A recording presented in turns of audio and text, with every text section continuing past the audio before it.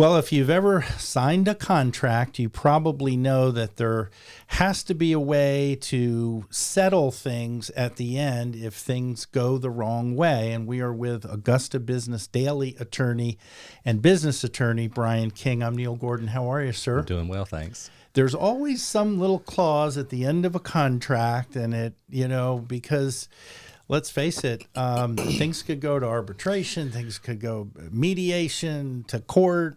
What is a typical clause to resolve a contract? Yeah, well, there should be those dispute resolution provisions in a contract because in the event that there is a dispute between the parties, it's better to have a way of resolving it. Sometimes the parties choose mediation, followed by, if mediation doesn't settle the dispute, followed by arbitration, binding arbitration.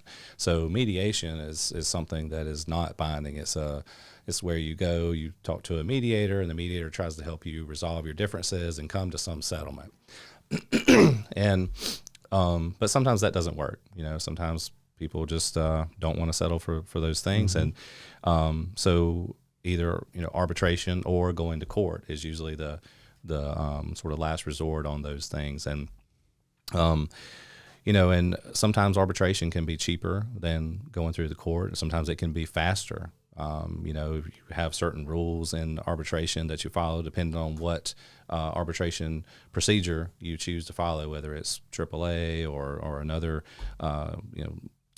entity that's putting on the mediation or arbitration. I mean, Sure. And if and so those procedures are going to be followed, and it can lead to a faster resolution than in court. I mean, courts are backed up with Sure. criminal cases, and those are going to take some priority because you've got people sitting in jail, and so there's sort of a backlog of civil cases, and it makes for slow justice in some cases. Now, is it an arbitrator or is it an arbitration panel? It can be either one. You can have one arbitrator, or you can have three. It's really just depending on where you're Tiebreaker, I guess. Where you're doing the arbitration and what rules they have, and obviously you're going to have to pay for the arbitration. So the fewer arbitrators you have, usually the cheaper it's going to be. But sometimes you want to have the extra people, and those arbitrators are typically going to be professionals, usually lawyers and former judges who have backgrounds in particular areas. The parties can agree to the mediators that they're going to select. If there's three, maybe one person picks one and one other person picks the other, Right. and then maybe the third is sort of a combination of agreement on that. We're continuing again with business attorney Brian King. BusinessLawAttorney.com. Business attorney law. BusinessAttorneyLaw.com. BusinessAttorneyLaw.com. We've got it up on the screen. Click. You'll be there. Brian, have you sat in front of an arbitrator, an arbitration panel, and what is it like for an attorney? I have. I mean, it's usually it's a little less formal than the court system is. Mm-hmm. And again, it depends on their rules and how they want to do it. Sometimes the rules of evidence apply, like the same rules of evidence that apply in court can apply, or the parties can waive some of those objections and just present documents just like maybe you or I would if we were just talking about documents. And so, it's a little less formal, and some, like I said, it could be faster because you don't have as many objections. I follow you.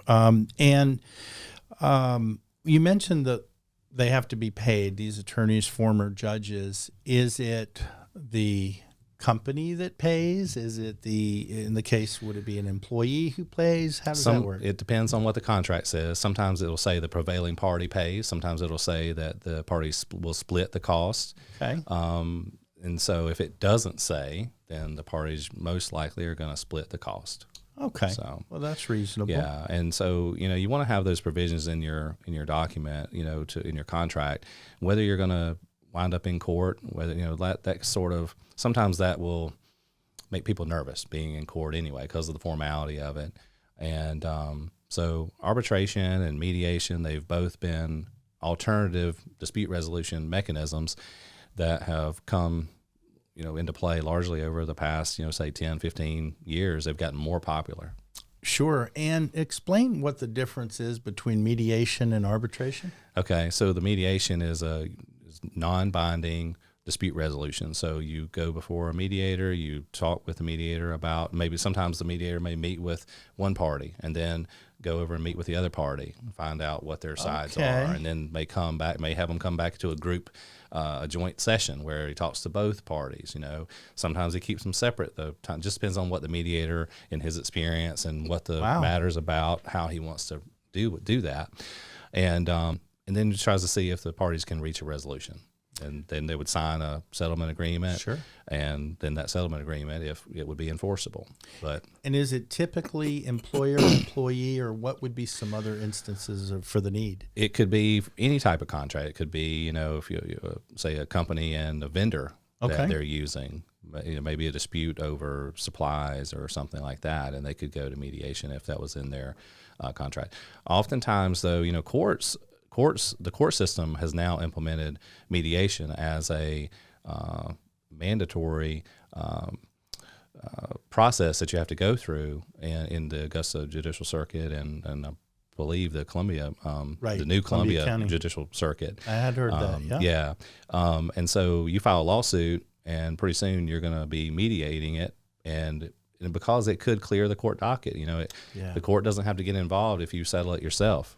Sometimes that's all it needs. All it takes is people to get kind of face to face and come to some resolution. Sometimes it doesn't work out that way. So that's very true.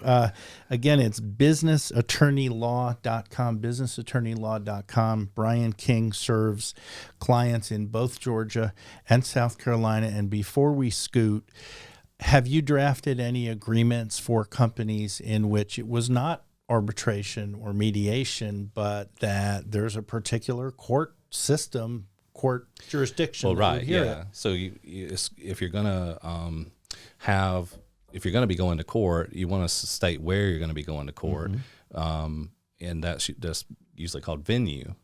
So whether it's going to be Columbia County or Richmond County or wherever else, because sometimes if you don't specify and the other party is in another state, you may wind up litigating in that other state depending on what has transpired. But if you've got it set forth in your agreement where you're going to be, you don't have to worry about that. You don't have to worry about hiring an attorney in another state and traveling to that other state. Makes sense. Well, these are just different, alternative forms of solving some disputes, because they will come up for sure. And again, Brian King, businessattorneylaw.com. We are appreciative of the boys here at getupproductions.com who take care of the podcasting for us, and there's information up on the screen if your company would like to share your message in a creative way to do so. They're located in the Augusta area in downtown Augusta.